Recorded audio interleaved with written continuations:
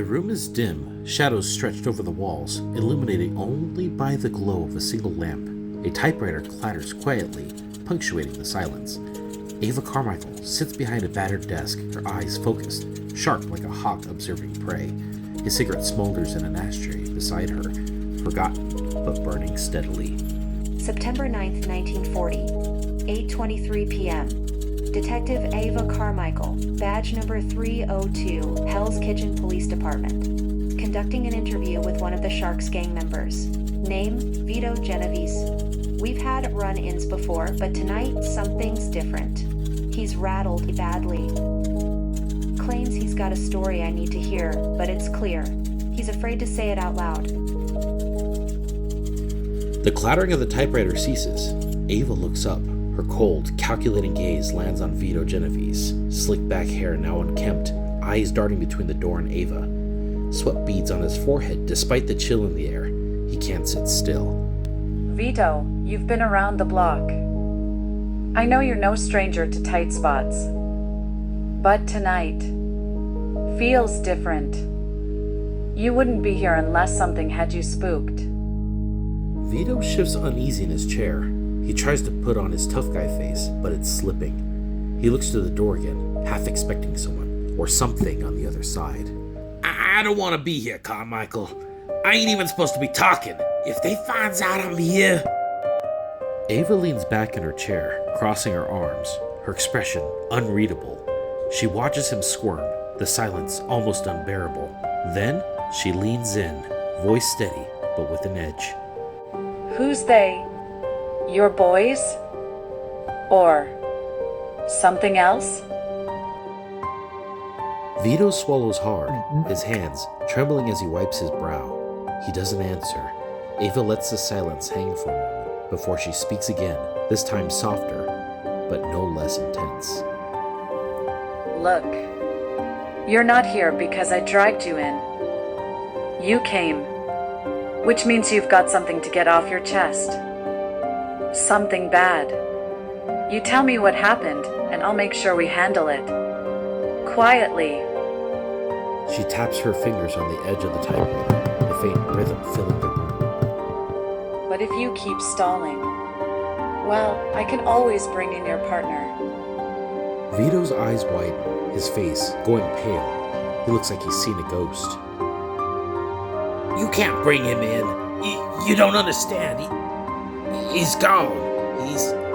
They tore him to pieces, Carmichael. He ain't talking. He can't.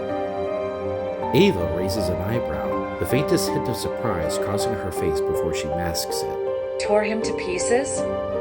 What the hell happened? Vito shudders, leaning in closer, lowering his voice like he's scared someone else might be listening. We was doing the rounds, collecting, same as usual. Everything's fine until we hit the apartment building on 49th. The one with the Russians, refugees. Usually they don't give us any trouble. They know the rules, but this time, something was off. He swallows, shaking his head like he's trying to shake the memory. Oh, we gets to the apartment 3B and the door's open. My partner Frankie goes in first and then... I could hear him scream, but not like he's getting hit or nothing. It was different. I ran in after him and I wish I hadn't. There was blood everywhere. And Frankie, he was in pieces. Ava's eyes narrow, her face still impassive. Pieces? Like something ripped him apart. I don't even see it, but I felt it in the room. Carmichael, something was there. Something not right. He's breathing hard now, his hands gripping the edge of the chair. Eva watches, carefully calculating her next move. Vito, you know I'm bringing in Frankie's body, right? We're going to see what's left of him. So you better tell me exactly what you saw, or I'll start asking questions you don't want me to ask. Vito stares at her, defeated, trapped. He leans back, trembling. I don't know what it was, Carmichael, but it wasn't human. The tension in the room is thicker now. Eva Carmichael sits across from Vito, who's visibly shaking. His hands fidget, his eyes dart around, trying to avoid hers. The shadows from the dim light seem to grow, pressing in on him. Ava's face is calm, focused, like a predator cornering its prey. You think I don't know when someone's lying to me? Vito freezes, blinking rapidly, his nerves starting to fray. You said Frankie's body was in the bedroom, but we found him in the hallway. Care to explain that? Vito opens his mouth to speak, but no sound comes out. He looks like he's trapped in his own thoughts, scrambling for a way out. Eva leans forward, her voice cutting through the air like a knife. And the blood on the wall? It doesn't match the patterns from Frankie's body. It's too high up. You want to tell me whose blood that is?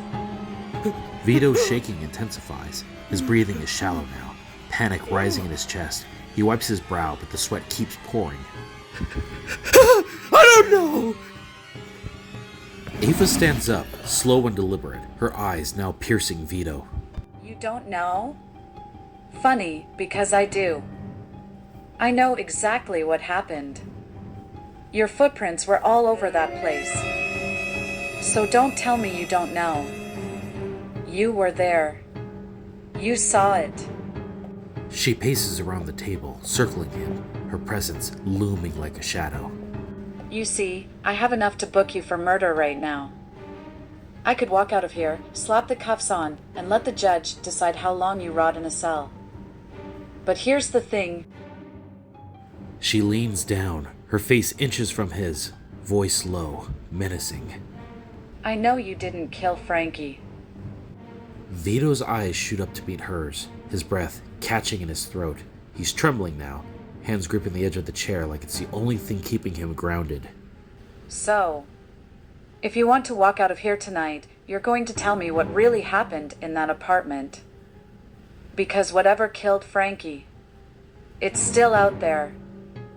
And you're the only one who saw it. Vito stares at her, trapped in a corner with no way out. His chest rises and falls rapidly as he tries to regain control of his fear, his open mouth, desperate but unsure if he can speak, or if he should. You don't need to be scared of me, but if you keep lying, you'll have a lot more to be scared of than a murder charge. Vito takes a long, shaky breath, his voice barely a whisper. I didn't kill him, I swear. Then tell me what did. Eva stands up straight again, watching him unravel, knowing he's on the verge of breaking. Vito, trembling, his eyes unfocused as he begins to recall the night's events. Eva watches him closely, letting him find his way into the story. We were just doing what we do, Carmichael. Nothing different. People in that building barely got enough to keep the lights on, but they know the rules. They give what they can and we don't press too hard. It's business. But then we get to him.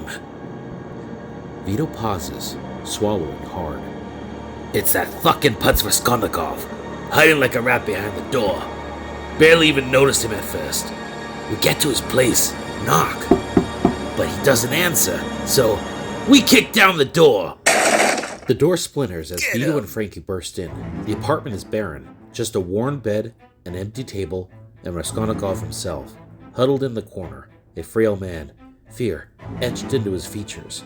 Vito looks around, disgusted. You think you can hide, huh? You owe us, Raskolnikov! You owe the Sharks! Where's my fucking money? Raskolnikov, shaking, raises his hands, pleading silently. Frankie wastes no time, grabbing the man by the collar and slamming him against the wall. You deaf or just stupid, old man! You owe! And you're gonna pay tonight, one way or another! Raskolnikov stammers, his voice barely audible. I don't have...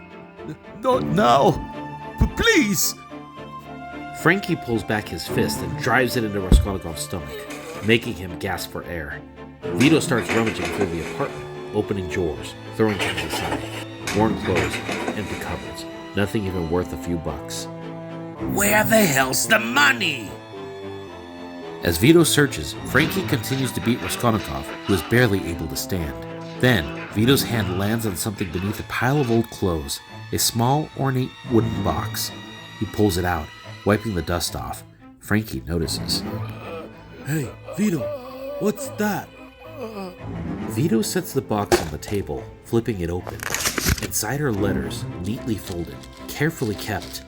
Vito picks one up, skimming it with curiosity. Well, look at this. Letters, huh? Sentimental type, are you? Suddenly, the sound of footsteps in the hallway. A janitor appears in the doorway, holding a mop, his face hard to read. Frankie glances at him, scowling. Get lost if you know what's good for you. But the janitor doesn't move. He just stands there, watching. Vito shoots him a look, but quickly returns his attention to the box. Please, no! Don't take those. They're all I have. Frankie shoves Raskolnikov against the wall harder, staring at his pleas. You ain't got nothing now, old man. We're taking what we want. And if we don't find the money, we'll take your life next. Raskolnikov collapses to his knees, sobbing, as Vito opens one of the letters. He begins to read aloud, his voice dripping with contempt. Dear Papa, thank you for the money you sent. It's been hard over here, but knowing you're okay gives us strength. Raskolnikov's sobs grow louder, his hands clasped together like he's praying. Frankie's eyes narrow as the words hit him. So, you do have money! You've been sending it off, have you?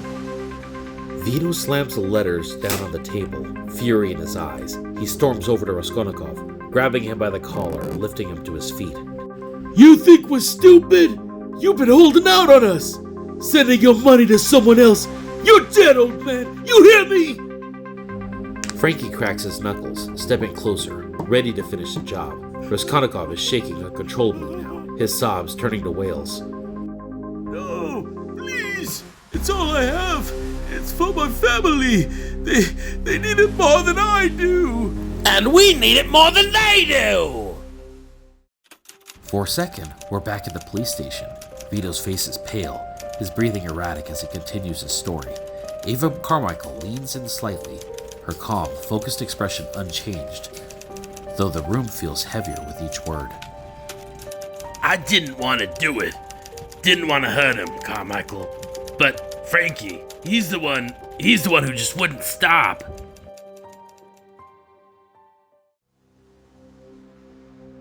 The janitor stands in the doorway, hands trembling as he watches Vito and Frankie beat Raskolnikov senseless. The sounds of fists hitting flesh echo in the barren room. The janitor steps forward, his voice broken, desperate. Please, stop. Don't hurt him. Frankie glances at him, then laughs darkly, looking at Vito. You hear this guy? What's he thinking? He's next! The janitor raises his hands, palms up, pleading. His Russian accent grows thicker with emotion as he shifts to his native tongue. Please, don't do this. I knew his father, his family. They need the money. I will give you what I have. Just stop this madness. Vito's brow furrows for a moment, unsure of the sincerity of the janitor's words. He turns to Frankie, who smirks and walks over to the old record player in the corner. With a smirk, he drops the needle on a vinyl, and strange Russian music begins to play loudly, filling the room with an eerie, discordant tune. The Russian music begins to play, and Vito approaches the janitor. He peers at the band's name tag, reading it with a mocking smile. So, Mick, huh? Well, Mick, you'll give me all your money anyway. Without warning, Vito punches Mick hard in the stomach, making him double over in pain. Mick desperately reaches into his pocket, pulling out crumpled bills and tossing them on the floor in front of Vito. Yeah, take it. Please, take it all. But Vito isn't stopping. He kicks Mick in the ribs, sending him sprawling to the floor. A sickening crack fills the air as the janitor's ribs break, and Mick lets out a low groan of agony. As he lay on the floor, memories of the gulag flash in his mind. The cold, the beating, the endless nights of torment. He stares blankly at the ceiling, trying to find solace. The music plays on, haunting the scene. Be afraid of the lame. The song murmurs in the background. As Mick begins to mouth the words, his voice trembles at first, then grows stronger, reciting the lyrics with a strange intensity.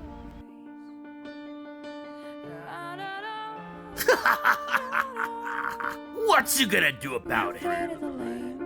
Suddenly, something shifts in his eyes. A glowing yellow bursts from his iris, cutting through the dim room. The air changes. Every hit Vito delivers seems to lose its impact. Vito pulls back, grimacing as his fist strikes something far harder than skin and bone. Mick begins to stand, but now, he's no longer the frail janitor who entered. He's taller, broader. His skin stretched as fur stands to sprout around his arms. His teeth elongated into sharp, deadly fangs. His face contorts, becoming more beast than man. He looks down at Vito, now towering over him. Vito stumbles backwards, his breath caught in his throat, his eyes widen in sheer terror. Frankie! Frankie! Get in here! Frankie, hearing Vito's panic, screams, drops Raskolnikov and rushes out to the other room, revolver in hand. He sees the beast standing over Vito and doesn't hesitate. The revolver cracks off a shot, then another. But each bullet does nothing. The creature doesn't even flinch as blood sprays onto the wall behind it. The beast locks its glowing eyes onto Frankie, and with a deep guttural growl it lunges. Its jaws clamp down on Frankie's neck. The sickening sound of tearing flesh fills the room as blood sprays across the walls and Vito's face. Frankie's body convulses, his screams cut short as the beast rips him apart. The beast grabs Frankie's arm, pulling with monstrous strength until the limb is torn free from his torso. Blood spatters everywhere as Frankie's lifeless body crumbles to the ground. Vito, frozen in terror, stumbles back until he reaches the stairs. In a blind panic, he slips, tumbling down the staircase. His body hits the floor at the bottom with a thud, but somehow he's unharmed. He scrambles to his feet, gasping for air, and runs. He runs and runs, the sound of his heartbeat pounding in his ears. And that is all he can remember.